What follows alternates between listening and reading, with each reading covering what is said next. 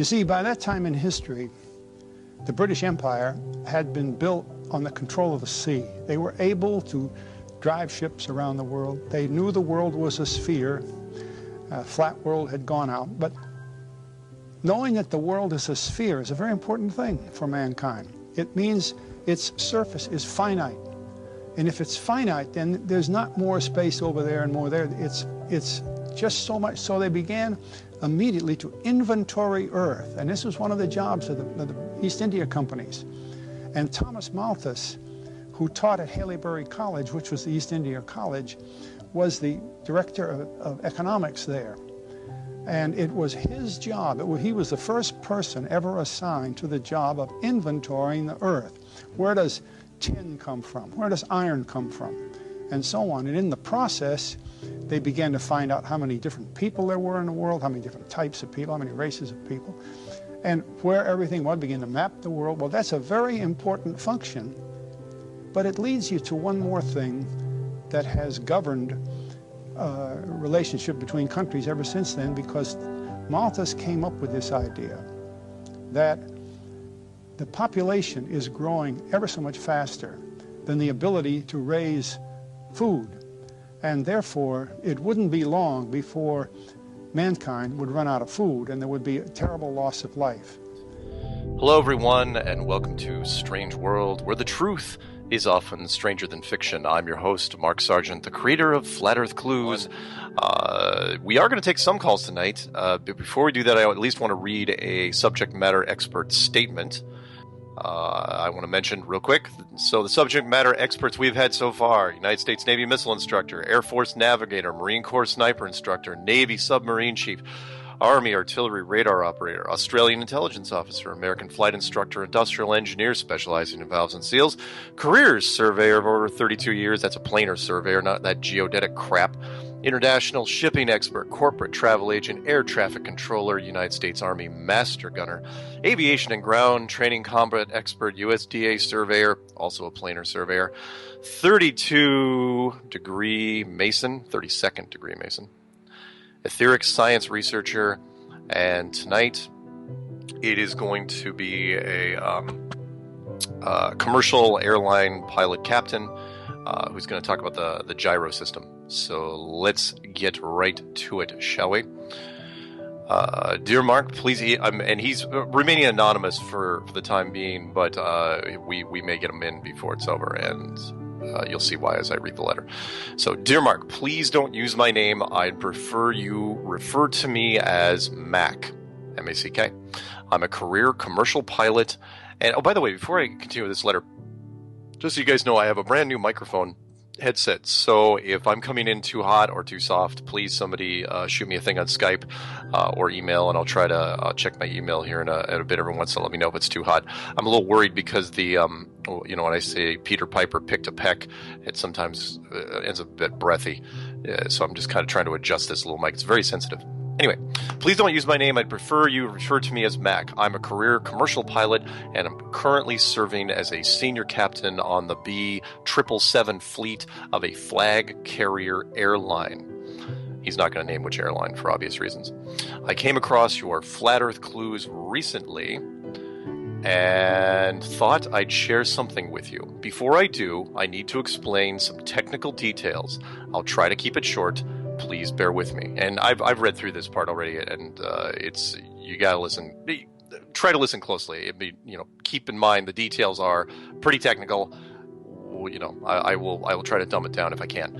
So the ADIRU system, also known as the Air Data Initial Reference Unit, we pronounce it IDARU.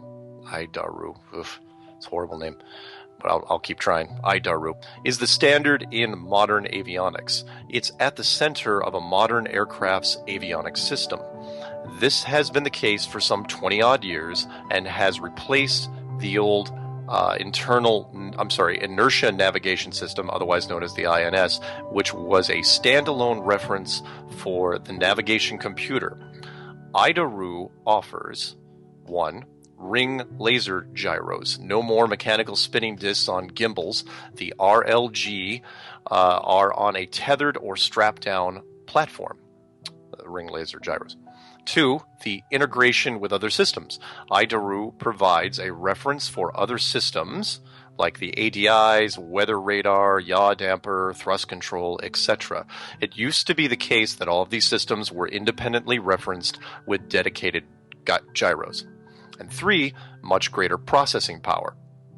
Whenever IDARU is started up, it needs to be initialized or aligned. This is where the system calibrates itself to the spin of the Earth to prevent drift. The procedure involves entering your latitude and longitude coordinates and commanding the initialization. During initialization, no systems that reference it can be on, and the aircraft must be stationary and stable. Even loading luggage or catering supplies can disrupt it and cause an error. This takes from between 5 to 17 minutes, depending on how far from the equator you are. And by the way, as I was reading this the first time, I thought for a while there he was going to be, a pilot, finally a professional that comes out against flat Earth. But that's not where he's going with this. So bear with me, all right? Now the story, if you're still awake. In October of 2015, I was commanding a routine 6-hour flight. When it came to initializing the IDARU, it returned an error. This is not all that uncommon, and it usually takes on a second attempt. After a few tries, we just got the same thing. Error. I called the tower, explained the situation, and they sent an avionics tech out. He ran his check in the avionics bay and said that it all checked out and that the fault was only with the initialization module inside the box. In this situation, they would normally just unplug it and slide a replacement box in there. However, it's a rare occurrence and has never happened to me. Unfortunately, there was no replacement available at this location. I called the company and reported the situation. After about 20 minutes, someone got back to me and advised that they could get a replacement box to me, but would take about 12 hours. Or, since my flight plan was not outside of ground radar coverage, I could use GPS as a primary reference and adjust the IDARU's data via ATC manually and periodically to compensate for drift. I decided that the later suggestion was within safe limits and made the decision to continue. As instructed, I had my first officer regularly call ATC for ground radar positioning and make necessary adjustments to the IDARU data. However, throughout the entire flight, and this was a 6-hour flight, no drift occurred. This was a real head-scratcher, and since it's company policy and my personal policy to understand as much as possible about the aircraft and its systems, I wanted to know why. I talked to someone at our fleet maintenance department and was told that they didn't make repairs to any black boxes, and I should talk to the manufacturer, in this case, Honeywell. I contacted Honeywell and managed to talk to a senior IDARU engineer. He was very helpful. It turns out they don't make the ACM, or the Alignment Calibration Module, which looks a bit like a desktop PC hard drive painted bright orange with warnings printed on it, "Do not open, serviceable only by manufacturer." It turns out that there's only one company that supplies these modules to all avionics makers, and nobody else seems to know anything about their workings. I tried contacting the company and was just given the runaround. This is very strange since pilots are usually welcome anywhere in the industry. I could show up unannounced at Boeing and get treated like family. After a lot of digging, I found out that this mysterious ACM manufacturer is a contractor to NASA, and that's all I can find out. To date, I've been unable to talk to anyone there and still can't find out anything about this ACM. It feels like I've hit a wall, but I'm still digging.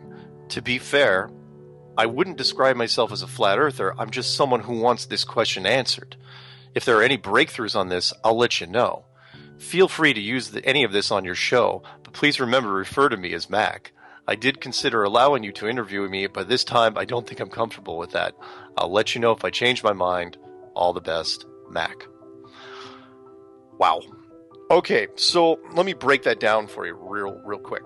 So inside the gyro system that he was talking about, the gyro system, in this case, the black box, was made by Honeywell.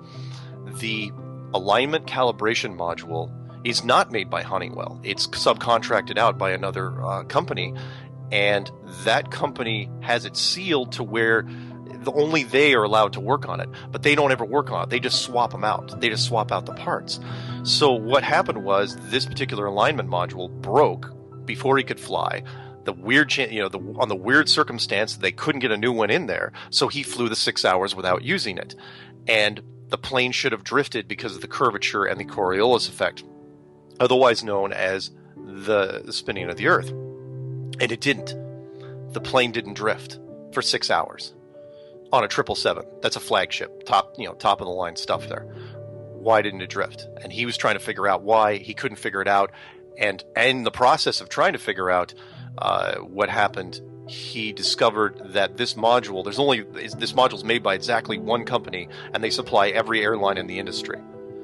And when you try to call them, they don't talk to you, and they're a subcontractor for NASA.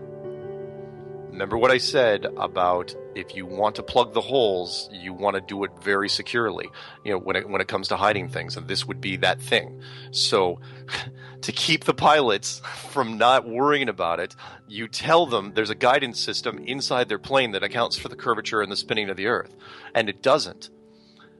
And you hope to God something like this doesn't happen, to where it breaks, and the pilot goes, well, wait a minute, how am I flying normally without that thing working? Why have that thing in there at all? And when you call the company to figure out what they're actually doing, they won't talk to you.